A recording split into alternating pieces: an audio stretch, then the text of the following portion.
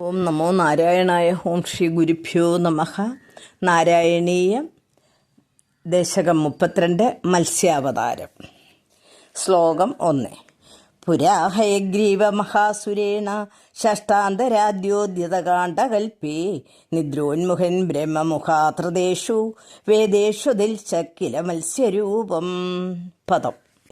പുരാ ഹയഗ്രീവ മഹാ അസുരേണ ഷഷ്ട ഉദ്യത് അകാണ്ഡ കൽപ്പേ നിദ്ര ഉന്മുഖ ബ്രഹ്മമുഖാത് ഹൃദേഷു വേദേഷു അതിൽസ്വ കില മത്സ്യരൂപം. അർത്ഥം: മത്സ്യാവതാരം, ഹയഗ്രീവവധവും വേദങ്ങൾ വീണ്ടെടുക്കലും. ഇതാണ് ഇതിനകത്തെ പരാമർശം.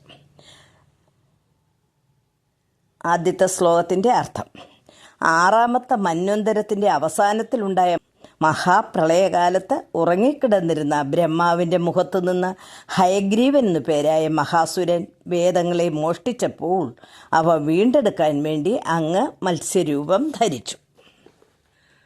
ശ്ലോകം 2. സത്യവ്രതസ്യ രമളാദിഭർത്തുർ നദീജലേ തർപ്പയതസ്തദാനീം കരാഞ്ജലോ സഞ്ചലിതാകൃതിസ്ത്വം അദൃശ്യത കഞ്ചന ബാലമീനഃ. സർവത്ര ഗോവിന്ദനാമസങ്കീർത്തനം. ഗോവിന്ദ ഗോവിന്ദ. പദം. സത്യവ്രതസ്യ ദ്രമിള ആദിഭർത്തുഃ നദീജലേ തർപ്പയതഃ തദാനീം കര അഞ്ജലൗ സഞ്ചലിത ആകൃതേഃ ത്വം അദൃശ്യത കഞ്ചന ബാലമീനഃ. അർത്ഥം: ദ്രമിളദേശാധിപതിയായ സത്യവ്രതൻ നദീജലത്തിൽ തർപ്പണം ചെയ്തുകൊണ്ടിരിക്കെ കൈകൾ കൂട്ടിച്ചേർത്തപ്പോൾ ഉജ്ജ്വല ശരീരത്തോടുകൂടി അങ്ങ് ഒരു ചെറു മത്സ്യത്തിൻ്റെ രൂപത്തിൽ അതിൽ കടന്നുകൂടി. ശ്ലോകം 3.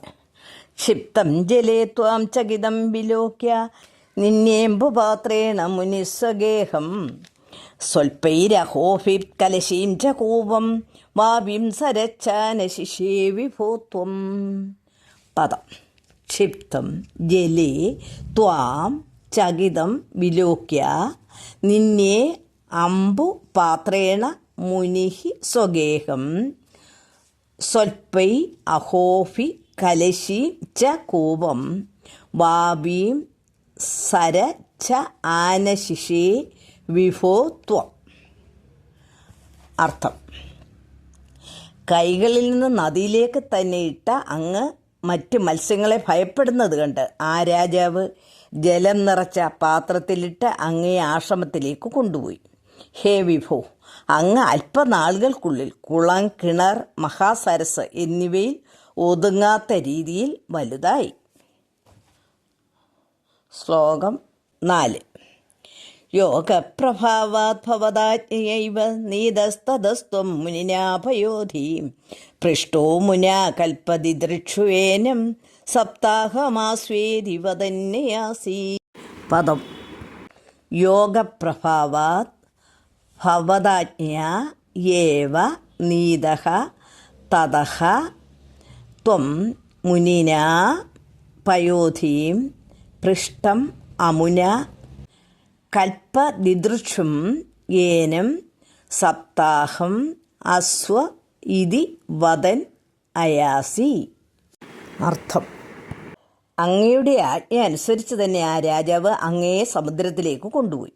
പ്രളയ കാലാവസ്ഥ കാണാൻ ആഗ്രഹം പ്രകടിപ്പിച്ച സത്യവ്രതനോട് 7 ദിവസം ക്ഷമിച്ചിരിക്കുക എന്ന് പറഞ്ഞുകൊണ്ട് അങ്ങ് മറഞ്ഞു.